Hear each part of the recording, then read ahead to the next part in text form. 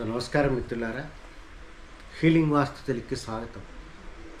స్థాపత్యవేద మయవాస్తు, specially గృహవాస్తు. గత 12 సంవత్సరాలుగా ఈ యొక్క ఛానల్ ముందుకు తీసుకెళ్లే ఉద్దేశం ఏంటంటే, ఎంతో ఉన్నతమైనటువంటి యొక్క వాస్తు ధర్మము వక్రీకరింపబడి ప్రాక్టీస్ నడుస్తుందన్నమాట. ఒక కంప్యూటర్ సైన్స్ చదివినటువంటి ఒక ఇంజనీరింగ్ గ్రాడ్యుయేట్నైనా, ఒక సంవత్సరం పాటు ఒక ఇంజనీరింగ్ కాలేజీలో ఒక అసిస్టెంట్ ప్రొఫెసర్గా పనిచేసినటువంటి వ్యక్తినైనా నేను టీచింగ్ అనే ప్రొఫెషన్, పరిశోధన అనే ప్రొఫెషన్ చాలా ఇంట్రెస్ట్ అన్నమాట. 2012లో నా టీచర్ ద్వారా ఈ యొక్క ధర్మాన్ని తెలుసుకోవడం మొదలుపెట్టిన తర్వాత చాలా బలంగా ఈ ధర్మాన్ని నా తెలుగు జాతికి తెలియచెప్పాలి. కనీసం ఒక 5-6 కోట్లు ఉండుంటారు అప్పట్లో, వాట్ ఎవర్ మేబీ, సంఖ్య ఎంతైనా సరే. ఈ ధర్మాన్ని మన తెలుగు జాతికి తెలియచెప్పాలని నా కెరీర్ని కానీ, ఈవెన్ 9 సంతానం కలిగి ఉన్నా సరే పెద్దగా ఆలోచించకుండా గత 12 సంవత్సరాలు ఈ ధర్మాన్ని పూర్ణంగా ఒక కంప్లీట్నెస్గా అర్థం చేసుకుంటూ, అదే రకంగా ఈ యొక్క ధర్మాన్ని ఎటువంటి మాన్యుమెంట్స్లో ఏ రకంగా ఈ యొక్క ఆయాది గండాన్ని వాడి ఉంటారో వాటి యొక్క వాస్తవమైనటువంటి డైమెన్షన్స్, వాస్తవమైనటువంటి ఛాయాచిత్రాలను తీసుకొని ఆ కొలతలు ఆయాది ద్వారా ఎలాగ సాధించారు అనే దాని మీద ఒక రివర్స్ ఇంజనీరింగ్ ప్రాసెస్ చేసి ఈ భూమి మీద అద్భుతమైన కట్టడాలైనటువంటివన్నీ ఈ ధర్మం ప్రకారం, ఆయాది గణం ప్రకారం పట్టే వాటి యొక్క బ్లూ ప్రింట్ తయారు చేయబడింది అనేది ఒక నిర్ధారణకి వచ్చి రావడం జరిగింది. తాజ్మహల్ మీద ఎక్స్టెన్సివ్గా ఒక 2 సంవత్సరాలు రీసెర్చ్ చేసి ఒక బుక్ కూడా రాయడం జరిగింది, the space science behind the Taj Mahal అని చెప్పేసి. అంటే మనం ఆయం కట్టి ఏ రకంగా ఒక దేవాలయ నిర్మాణాన్ని చేస్తామో అదే రకంగా తాజ్మహల్ యొక్క లేఅవుట్ కానివ్వండి, ఆ యొక్క మౌజోలియం అంటారు అది కానీ, అదే రకంగా మన హిందూ సాంప్రదాయానికి ప్రతీక అయినటువంటి అతిపెద్ద మాన్యుమెంటల్ కాంప్లెక్స్ కాంబోడియాలో ఉన్నదండి. అది కూడా 11వ శతాబ్దంలో కట్టారు. ఆ యొక్క ధర్మాన్ని కూడా మనం రివీల్ చేయడం జరిగింది. వాటికన్ సిటీలోని పీటర్ బాసిలికా చర్చ్ కూడా ఇదే ధర్మాన్ని పాటించి కట్టి ఉండడం చూసి దాన్ని కూడా పరిశోధన చేయడం జరిగింది. ఈ రకంగా పరిశోధనలు చేస్తూ ఆ యొక్క ఆత్మని అనుభవిస్తూ, ఇది ఒక కామన్ మ్యాన్కి ఒక 20-25 లక్షల్లో కట్టుకునే మనిషి దగ్గర నుంచి 1 కోటి 2 కోట్ల వరకు కట్టుకునే వరకు వారికి ఎలా అనుభవించాలనే దాని మీద చేసేటటువంటి యొక్క ప్రయత్నానికి మిత్రులారా 12 సంవత్సరాలు అయింది. 1.5-2 ఏళ్ళ నుంచి ఈ ధర్మాన్ని వినడం మొదలు పెడుతున్నారు. ఎందుకంటే నేను ధర్మం చెప్పినంత ఇదిగా ఒక ఛానల్ ప్రమోషన్ చేసుకోవాలన్న తపన నాలో ఇప్పుడు దాకా లేదు. చెప్పడం వరకే నా ధర్మం. ప్రకృతికి ఇస్తున్నాను, ప్రకృతి సరైన వ్యక్తులకు చేరవేస్తుంది అనే దీంతో ముందుకు ప్రయాణం చేస్తున్నాను. గత సంవత్సర కాలంగా స్థాపత్యవేదం అనేటటువంటి పదాన్ని నాతో పాటు కొంతమంది యూట్యూబర్స్ కూడా ముందుకు తీసుకెళ్ళడం చాలా హర్షణీయం. వారు చెప్పేటటువంటి ధర్మం కాకుండా ఎన్నో సూక్ష్మాలు, అంతర్ధానాలు ఈ యొక్క స్థాపత్యవేదంలో ఉన్నదని వారు గ్రహించడం, ఆ రకంగా ఈ యొక్క పేరుని వారు జపించడం, చాలా ఎక్కువ మంది సబ్స్క్రైబర్స్ వారికి ఉండడం ద్వారా నేను కూడా నా వీడియోస్ వారికి అంటపడ్డం, సో వారు స్మరించడం ద్వారా ఎక్కువ సబ్స్క్రైబర్స్ ఉన్నటువంటి యూట్యూబ్ ఛానల్స్ వాళ్ళు ఈ ధర్మాన్ని చెప్పడం ద్వారా నాకు కూడా ఆ ధర్మం ద్వారా నలుగురు తెలిసేటటువంటి అవకాశం కలిగింది. సో ఈ విషయంలో ఈ 2-3 ఏళ్ళుగా స్థాపత్యవేదం అని చెప్తున్నటువంటి అన్ని వర్గాల వాస్తు పండితులకు నా నమస్కారాలు తెలియచెప్పుకుంటూ, అయ్యా మీ ద్వారా, మీరు పలకడం ద్వారా కొన్ని లక్షల మందికి ఈ ధర్మం తెలిసింది, గణపతి స్థపతి అంటే తెలిసారు. సో మీరు మేము అందరం కలిసి ధర్మాన్ని ముందుకు తీసుకెళ్దామని చెప్తూ, కాస్త బాధ కలిగించే విషయం ఏంటంటే చాలా ఇంపార్టెంట్ కాన్సెప్ట్స్ ఉంటాయి. శంకుస్థాపన, ఈ యొక్క శంకుస్థాపన బయట జరిగే తీరు చాలా మనసుని కలిచివేస్తుందండి. అందువల్ల పెద్ద పెద్ద స్థపతులు ఉన్నారు, వారంతా బుక్స్ రాస్తారు, అది తప్పు అని 2-3 లైన్స్ రాస్తారు. కామన్ మ్యాన్కి వెళ్ళాలి కదా. అందుకని నేనే కొంత చొరవ తీసుకొని శంకుస్థాపన జరుగుతుంది తప్పు అని చెప్పాలి అంటే అసలైన శంకుస్థాపన ఏంటని చెప్పాలి అంటే ఇక నాలెడ్జ్ని డిస్క్లోజ్ చేస్తే కానీ అది ప్రజలకు చేరదనమాట. కానీ మనం నాలెడ్జ్ని డిస్క్లోజ్ చేయవలసిన అవసరం వచ్చింది. నాలెడ్జ్ని మేము ఉంచుకోవడం వల్ల కలిగే ప్రయోజనం కంటే 10 మందికి పంచి ఆ మిస్ఇంటర్ప్రిటెడ్ వర్షన్కి అసలు తత్వానికి డిఫరెన్స్ ఏంటనేది మనం చెప్పే ప్రయత్నంలో భాగంగా శంకుస్థాపన అనేదాన్ని 4-5 వీడియో చెప్పున్నాము. కానీ శంఖు చూడండి, ఇది శంఖు అన్నమాట. ఈ యొక్క శంఖు అనే ఇన్స్ట్రుమెంట్ని మనం తీసుకొని పగలపూట ఓపెన్ ల్యాండ్లో కాస్త మేఘాలు లేనటువంటి టైంలో శాస్త్రం చెప్పిన కొన్ని మాసాలలో మనం ఈ ఈ శంఖు అనేదాన్ని ఉపయోగించి సూర్య సంచారం వల్ల దీని మీద పడినటువంటి ఆ యొక్క రేడియన్స్ వల్ల ఏర్పడినటువంటి షాడోని 2 సార్లు గుర్తించడం ద్వారా ఒక తూర్పు పడమర డైరెక్షనల్ లైన్ని మనం కనుక్కోవడం అనేది ముఖ్య ఉద్దేశం. అంటే శంఖు యొక్క ముఖ్య ఉద్దేశం.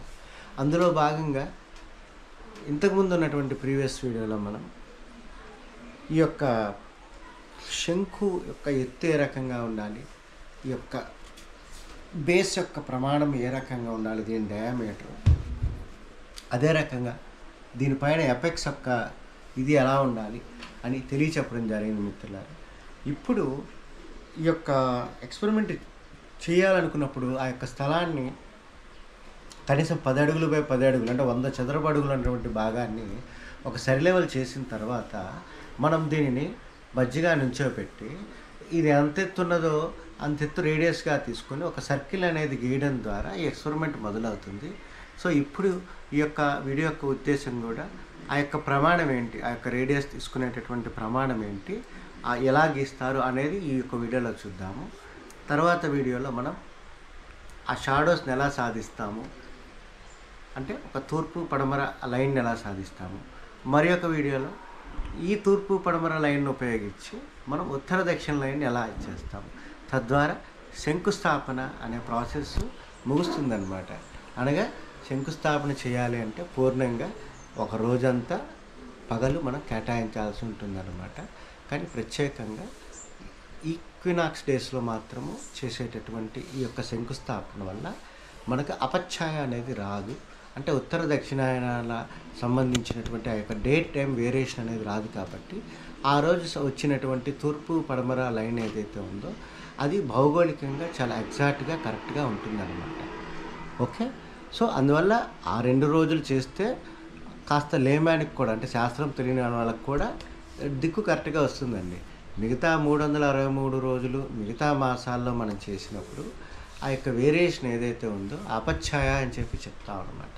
అపఛాయ అంటే మనం ఉత్తరార్ధగోళంలో ఉండొచ్చు, దక్షిణార్ధగోళంలో ఉండొచ్చు. ఉత్తరార్ధగోళంలో ఉన్నప్పుడు ఒక 6 నెలలు పగలు ఎక్కువగా ఉంటుంది. అదే టైంలో దానికి ఆపోజిట్గా దక్షిణార్ధగోళంలో అదే డే టైం తక్కువ ఉంటుందండి. సో ఎక్స్పెరిమెంట్ ఉత్తరార్ధగోళంలో చేసామా, దక్షిణార్ధగోళంలో చేసామా, ఏ మాసంలో చేసాము అనేదాన్ని బట్టి మనం ఆ యొక్క డే టైం వేరియేషన్ని అపఛాయ అని చెప్పి మన భాషలో పరిభాషలో చెప్పడం అనేది జరుగుతుంది. ప్రస్తుతం ఈ యొక్క ఎక్స్పెరిమెంట్ మనం ఈక్వినాక్స్ డేస్లో అంటే మార్చి 21 కానీ సెప్టెంబర్ 22 కానీ మనం చేసామని చెప్పి మనం భావిస్తూ ముందుకు వెళ్తే శంకుస్థాపన విధి ఏంటనేది మీరు తెలుసుకుంటారు.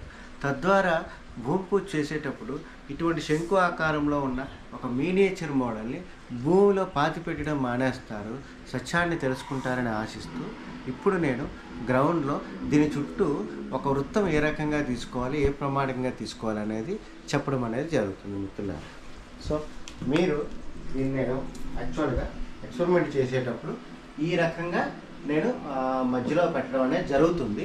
కానీ దీని చుట్టూ వృత్తం గీయాలి. ఆ వృత్తం కూడా ఇది ఎంత ఎత్తు పరిమాణం ఉన్నదో అంత రేడియస్గా తీసుకోవాలి. ఆల్రెడీ ఇంతకుముందు వీడియోస్లో ఈ పరిమాణం చెప్పడం అనేది జరిగింది. ఇది 24 అంగుళాల కిష్కాస్తా ప్రమాణంతో వేయడం జరిగింది. దానికి ఒక బ్రిటిష్ అంగుళాలలో బ్రిటిష్ ఇంచెస్లో దానికి సరిసమానమైనటువంటి విలువ 33 బ్రిటిష్ అంగుళాలు. సో 33 బ్రిటిష్ అంగుళాలు మనం కొలత తీసుకొని ఒక వృత్తం గీసి అసలైన ఎక్స్పెరిమెంట్ అప్పుడు ప్రారంభమవుతుంది అన్నమాట. సో ఇక ధర్మాన్ని అర్థం చేసుకోవాలనుకున్నప్పుడు ఈ 4-5 వీడియోస్ వరుసగా మీరు చూస్తేనే శంకుస్థాపన విధి అనేది మీకు తెలుస్తుంది. సో నేను ఈ శంకుని పక్కన పెడుతున్నాను. ఈ శంకు యొక్క ఎత్తు వాస్తవంగా రండి చూడండి, దీని పక్కగా చూసినప్పుడు ఒకే లెవెల్గా చూసినప్పుడు దీని యొక్క ఎత్తు ఈ 33 అడుగులకు సమానం అవుతుందండి. ఇదిగోండి, ఇది 33 అడుగులు, దీని యొక్క ఇది 33 అడుగులు ఎత్తు ఉందన్నమాట. సో ఈ 33 అడుగులు అనేది మనం అన్ని పక్కల రేడియస్ ఉందా లేదా చెక్ చేద్దాం మిత్రులారా. చూడండి, ఇక్కడ నేను పెట్టి ఇది చేసినప్పుడు చూడండి మిత్రులారా, ఇక్కడ ఎగ్జాక్ట్గా ఈ యొక్క పాయింట్ 33 అంగుళాల పైన ఉంది. ఈ 33 అంగుళాలు ఈ యొక్క పాయింట్ ఈ రకంగా ఉంది అంటే 33 అంగుళాలు రేడియస్ తీసుకున్నాం. అదే రకంగా ఇక్కడ కూడా మనం 33 అంగుళాలు రేడియస్ తీసుకున్నాం. ఇలాగా అన్ని దిక్కుల మనం 33 అంగుళాలు రేడియస్ ఉందా లేదా ఫస్ట్ మనం ఇదిగా చెక్ చేసుకోండి. ఓకే, అటు కూడా 33 అంగుళాలు. అదే రకంగా ఇక్కడ కూడా 33 అంగుళాల రేడియస్ ఉంది చూడండి. సో నేను అలాగే చూపెట్టు, ఇక్కడ మీరు చూసినప్పుడు హైట్ లేదు కదా, ఒక అంగుళం 1 ఇంచ్ 3/8 ఇంగ్లీష్ అంగుళాల సమానము. సో 1 ఇంచ్ 3/8 ఇంటూ మీరు 24 కొట్టినప్పుడు అది 33 అంగుళాలకి సమానం అవుతుంది. సో అది మీకు అర్థం అవడం గురించి ఇది ఒకటి రాస్తాను. 24 అంగుళాస్, ఇది శాస్త్ర ప్రమాణకమైన అంగుళాస్. కానీ ఈ ఒక్క అంగుళ 1 ఇంచ్ 3/8 అనేటటువంటి బ్రిటిష్ ఇంచెస్కి సమానం అన్నమాట. రెగ్యులర్గా మనం వాడేది అంటే బ్రిటిష్ ఇంచెస్ అంటే ఇదే. ఇక్కడ 15 నుంచి 16 మధ్య ఉండేది ఒక అంగుళం. ఈ అంగుళం వేరు, మన శాస్త్ర ప్రతిపాదించిన అంగుళం వేరనమాట. సో ఒక అంగుళ ఇది ఇంత ఉంది కాబట్టి మనం 24 అంగుళాసులు మనం వాడుతున్నాం. 24 అంగుళాస్ మనం వాడుతున్నాం అంటే 24 into 1 inch 3/8 of an inch is equal to 33 inches వచ్చింది, లేదా 2 feet 9 inches బ్రిటిష్ ప్రమాణం అన్నమాట. దీన్ని కిష్కుహస్త అని చెప్పి అంటారు. కిష్కుహస్త ప్రమాణం, కిష్కుహస్త ఈక్వలెంట్ ఇంగ్లీష్ ఇంచెస్ అనమాట. 2 అడుగులు 9 అంగుళాలు. సో ఈ 2 అడుగులు 9 అంగుళాలు ఇక్కడ ఉన్నది. ఇప్పుడు మనం దీని చుట్టూ సర్కిల్ ఏ రకంగా గీస్తాము. సో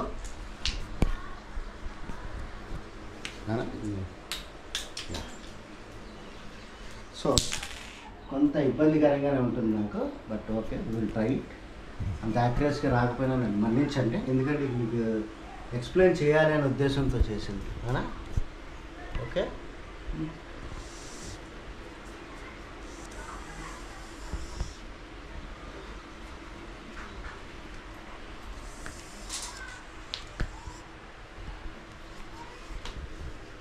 టేప్ తిన్నాను.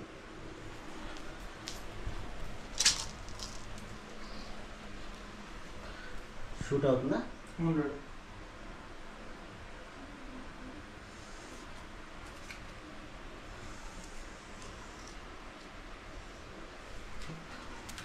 సో ఈ రకంగా మనం 24 అంగుళాలు అంటే 33 the height of the ground base చేసుకొని మనం చూడండి కరెక్ట్గా మనం వచ్చాము.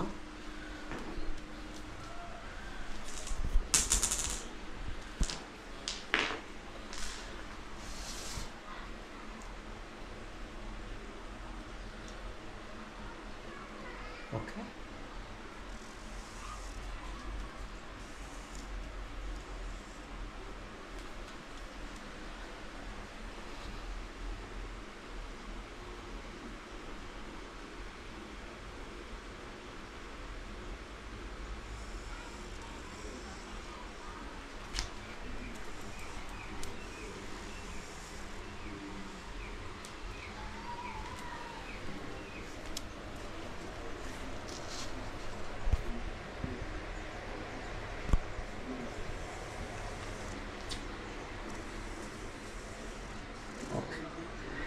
సో మిత్రులారా, ఇది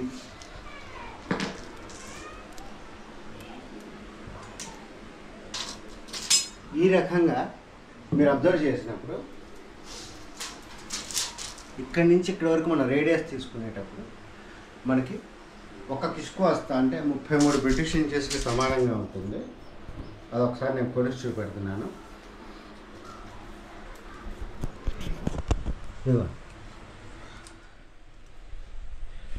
33 అంగుళాస్ అనమాట. అంటే ఒక కిష్కు వస్తా ఈ రేడియస్కి తీసుకొని మనం గీసినప్పుడు సర్కిల్ ఈ రకంగా వస్తుంది. దీనికి ఈ రేడియస్కి ఇప్పుడు శంకు. సో మీరు తెలుసుకోవాల్సింది ఏంటంటే మిత్రులారా, కూర్చోనా,